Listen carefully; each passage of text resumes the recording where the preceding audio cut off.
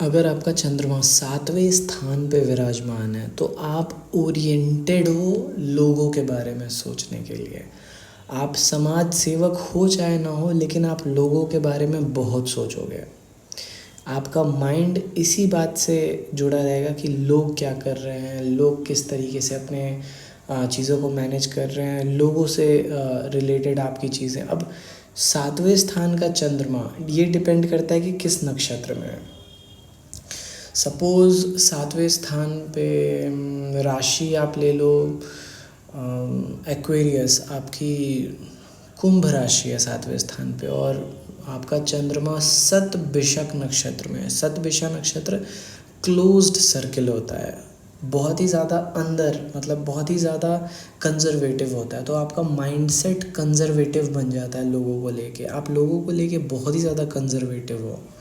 ये वैसे लोग होते हैं जो अपने सर्कल से बाहर नहीं निकलते और अपने सर्कल के, अपने लोगों में, अपने अंदर के सर्कल के लोगों में किसी को आने भी नहीं देते हैं। तो ये शतभिषा का नक्षत्र का एक माइंडसेट समझाया मैंने यहाँ पे, एक एग्जांपल दिया है मैंने कि आप बहुत कंजर्वेटिव हो लोगों को लेके, बहुत ही पॉजिटिव हो।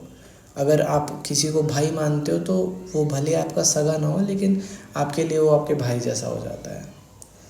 तो जब 7वें स्थान का चंद्रमा अपने से दूसरा चाल 8वें स्थान पे चलेगा तो आप लोगों के पर्सपेक्टिव से देखोगे कि उनके पास क्या है, लोगों के पास रिसोर्सेज क्या हैं। ये सिर्फ आप देख सकते हो, ऑब्जर्वर स्टेटस। जब भी चंद्रमा अपने से दूसरा चाल 8वें स्थान पे चल रहा होगा तो आप, जो भी आपके लोग हैं, जो भी जिन लोगों से आप कनेक्टेड हो, ये सोचोगे उनके पास क्या है। आपका 8वां स्थान आपकी मेमोरी होती है, 8वां स्थान आपके अंदर की न्यूट्रिशनल वैल्यू होती है। तो आपके बॉडी में गजब का निखार आता है अंदर से। जब अपने से तीसरा चाल चलता है 9वें स्थान पे, तो 9वां स्थान रिलीज़ करने का स्थान होता है, तीसरा स्थान कंट्रोल का, और चूँकि चंद्रमा माइंडसेट होता है तो जब, और 7वें स्थान का चंद्रमा है, तो जब भी अपने से तीसरा चाल चलेगा चंद्रमा, आप यही सोचोगे कि किसको निकालना है और कौन फालतू है आपके ग्रुप में। बहुत ही ज़्यादा ग्रुपिज्म वाला दिमाग हो जाता है आपका। लेकिन ये कभी कभार ख़राब हो जाता है तो कभी कभार अच्छा भी होता है, गलत लोगों से आपका पीछा छूट जाता है। तो हमेशा आप इस बात में कंसर्न रहोगे कि किसको हमें डिस्चार्ज आउट करना है अपने ग्रुप से, जब भी चंद्रमा अपने से तीसरा चाल 9वें स्थान पे चलेगा। अपने से चौथा चाल 10वें स्थान पे चलेगा। चौथा चाल 10वें स्थान पे चलने का मतलब है, जब भी चंद्रमा 10वें स्थान पे चलेगा, आप इस बारे में सोचोगे कि जब आप वैकेशन मनाने जाओगे तो आप किसके साथ जाओगे, किन किन लोगों के साथ आप वैकेशन मनाने जाओगे, ये आप पहले से प्लान करके रखते हो। जब अपने से 5वां चाल चलेगा 7वें स्थान का चंद्रमा, तो 11वें स्थान पे चलेगा। तो 11वां स्थान आपका एंटरटेनमेंट का स्थान होता है, कमाई का स्थान होता है, और 5वां चाल किसी चीज़ को इनिशिएट करने का। तो जब भी आप पैसे कमाओगे तो आप अपने फ्रेंड सर्कल में बहुत ही ज़्यादा अच्छे से पार्टी करके एंजॉय करोगे।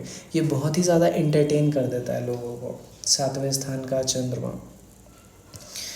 जब 7वें स्थान का चंद्रमा अपने से छठा चाल 12वें स्थान पे चलता है, तो जो लोग आपके क्लोज सर्कल है, जिनके बारे में आपने बहुत सोचा है, वो लोग आपसे छूट जाते हैं। ये 2.5 दिन के लिए होता है। आप सोचते हो कि ये लोग मेरे साथ नहीं हैं। ये डिप्रेसिव फेज़ आ जाता है फिर आपका, जहाँ आप अनक्लियर हो जाते हो।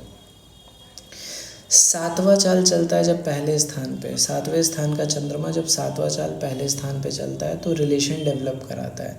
ये अश्योरेंस होता है कि आपकी फ्रेंड सर्कल भी आपको रिकॉग्नाइज करती है। तो माइंडफुल, आप सेंटर प्लेस पा जाते हो। लोग आपके पास खुद चल के आते हैं किसी भी चीज़ के डिस्कशन के लिए, किसी भी चीज़ के सॉर्ट आउट करने के लिए। तो चंद्रमा चूँकि दिमाग का कारक होता है, माइंड का कारक होता है, तो आप लोगों के बीच बैठ के इस बात को डिस्कस करोगे कि हाँ, किसी चीज़ में अगर डिस्प्यूट अराइज हुई है तो वो आपके पास आती है। अपने से 8वां चाल दूसरे स्थान पे चलेगा।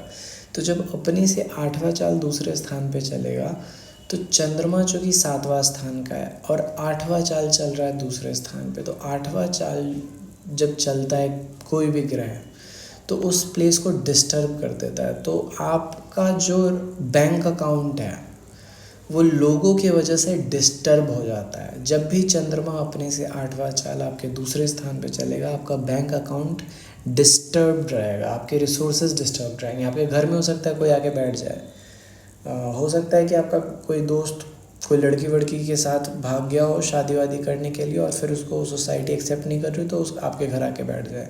चंद्रमा का 8वां चाल दूसरे स्थान पे ये सिचुएशन क्रिएट कर देता है।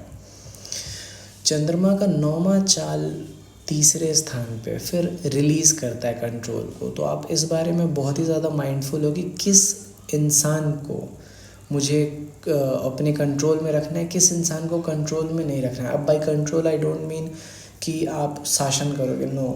कंट्रोल मीन्स कि आप किससे इंटरैक्ट कर रहे हो इन अ जस्टिफाइड मैनर, और किससे आपको संपर्क रखना है, किससे आपको संपर्क नहीं रखना है।